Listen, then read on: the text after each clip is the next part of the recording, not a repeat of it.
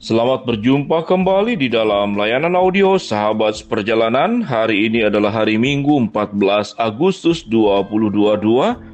Tema renungan kita dengan judul Perkataan yang Membangun. Perkataan yang membangun. Firman Tuhan terambil dalam Efesus 4 ayat yang ke-29. Janganlah ada perkataan kotor keluar dari mulutmu, tetapi pakailah perkataan yang baik dan membangun di mana perlu, supaya mereka yang mendengarnya beroleh kasih karunia. Mari kita berdoa. Bapa yang di dalam surga, kami ingin belajar bahwa sumber daripada kata-kata bersumber dari hati, bersumber dari pikiran, dan bersumber dari perasaan. Kami ingin sebelum memperbaiki kata-kata kami memperbaiki sumber yang terjadinya keluar kata-kata, yaitu pikiran, perasaan, dan hati kami. Dalam nama Tuhan Yesus kami berdoa, amin. Shalom sahabat, perjalanan yang dikasihi Tuhan. Dari semenjak kecil kita diajarkan oleh orang tua, oleh guru tentang yang namanya tata krama atau tata susila. Salah satunya adalah dalam berkata-kata. Kita diajarkan kalau salah harus minta maaf. Kita diajarkan kalau dibantu oleh orang mengucapkan terima kasih. Kita diajar kalau melewati satu kumpulan orang yaitu menyebut permisi. Lalu kita diajar untuk tersenyum. Sehingga ada banyak dalam berbagai hal itu prinsip dalam relasi 3S. Sapa, salam, kemudian senyum. Sahabat perjalanan yang dikasihi Tuhan, kita akan bertemu dengan orang-orang yang di dalam pekerjaannya dituntut untuk tersenyum. Tatkala kita masuk pesawat, naik pesawat terbang, kita bertemu dengan pramugari-pramugara yang tersenyum. Tatkala kita datang ke tempat-tempat yang profesional, yang memang dilatih, khususnya restoran-restoran mahal, sudah dilatih sedemikian rupa untuk tersenyum.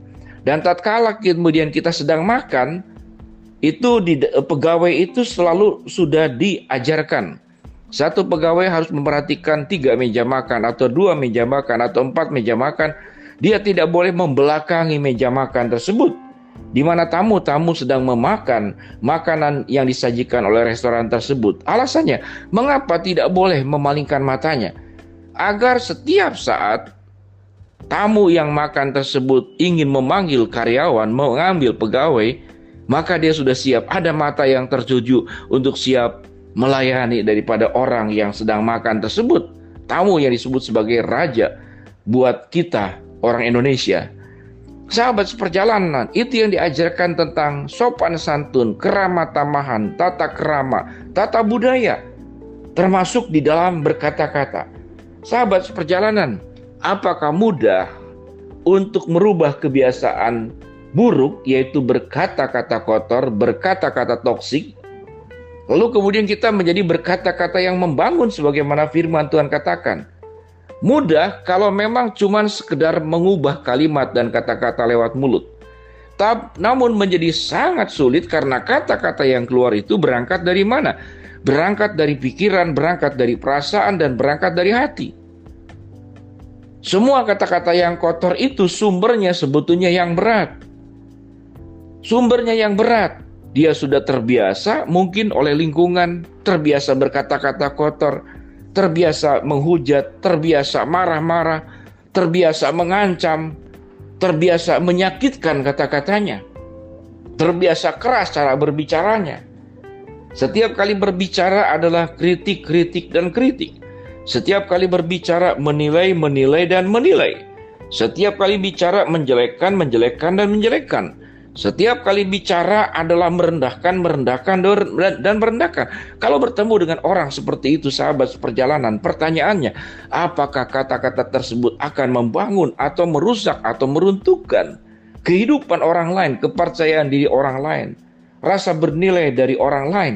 Betul, orang itu bisa berkembang, tidak perlu mendengarkan suara orang lain. Itu kelompok orang yang sangat khusus, yang sudah bertumbuh, yang sudah dewasa, sudah berkembang secara kepribadian, secara spiritual, secara rohani. Namun umumnya manusia sangat membutuhkan kata-kata yang membangun, karena mereka belum selesai dalam proses pendewasaan hidup mereka masing-masing. Sahabat seperjalanan yang dikasihi Tuhan, mengapa dikatakan kata-kata itu mudah, sekalipun juga sulit? Mudah karena memang cuma diucapkan. Sesuatu yang cuma diucapkan itu memang mudah. Tetapi menjadi sulit karena ucapan itu berangkat daripada sumbernya, yaitu hati, pikiran, dan perasaan yang disebabkan oleh banyak hal. Yang pertama disebabkan oleh pembelajaran, lingkungannya seperti demikian. Berkata-kata kotor, berkata-kata memaki, berkata-kata merendahkan, berkata-kata merugikan. Jadi bagaimana caranya? Caranya adalah engkau harus punya yang seperti firman Tuhan katakan.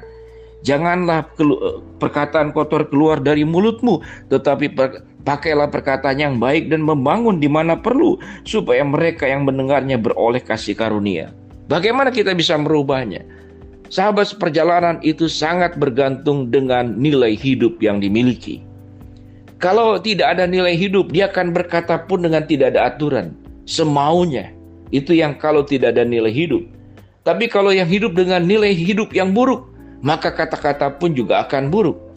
Tapi tatkala seseorang hidup dengan nilai-nilai yang baik, nilai-nilai yang benar, nilai-nilai yang sesuai dengan firman Tuhan, maka yang keluar pun adalah yang baik, yang keluar pun adalah yang benar, dan yang keluar pun adalah nilai-nilai daripada kebenaran firman Allah. Jadi bagaimana kita bisa merubah kata-kata yang kotor, kata-kata yang buruk itu menjadi kata-kata yang baik? Betul, cara bicara, cara ucapan itu jauh lebih mudah, sekalipun bagi sebagian orang pun sulit. Tapi yang perlu diperbaiki bukanlah kata-kata terlebih dahulu, tapi hatimu, pikiranmu, perasaanmu.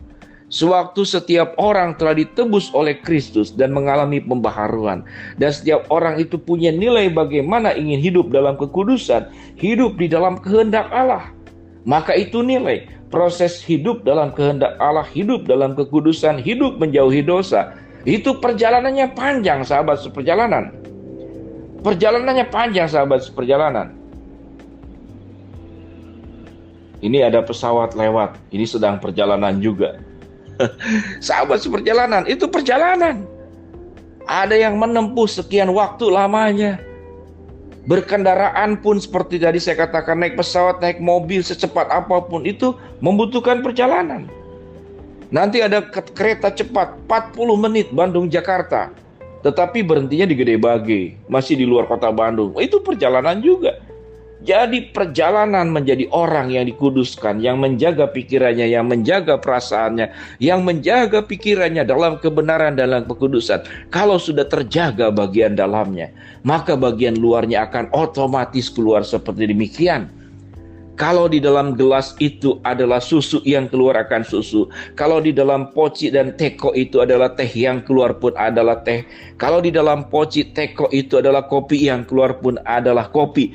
Kalau hidup kita, pikiran, perasaan, dan kemudian hati kita, yang ada adalah kebenaran, kekudusan, dan firman Allah, maka yang keluar pun juga adalah kekudusan, kebaikan, dan firman Tuhan. Sehingga sahabat seperjalanan, apa yang perlu dirubah? Sebelum merubah kata-kata, rubah pikiran, rubah hati, rubah kemudian perasaan, menjadi kudus, menjadi baik, menjadi benar bersama dengan Tuhan. Maka kata-katamu pun akan keluar kata-kata yang membangun dan bukan meruntuhkan orang lain. Mari kita berdoa. Bapa dalam surga, terima kasih buat kebenaran firman Allah. Biarlah sebelum kami merubah kata-kata kami, dari kata-kata yang kotor dan buruk menjadi baik, kami ingin merubah pikiran, perasaan, dan hati kami menjadi pikiran dan perasaan baik, kudus, dan benar. Bapa dalam surga, hamba mau berdoa buat sahabat perjalanan yang sakit, Tuhan jamah sembuhkan, yang sedang menghadapi masalah, Tuhan bukakan jalan, yang sedang mengharapkan sesuatu, Tuhan kabulkan dengan cara dan waktunya, Tuhan. Inilah doa kami, dalam nama Tuhan Yesus kami berdoa, amin.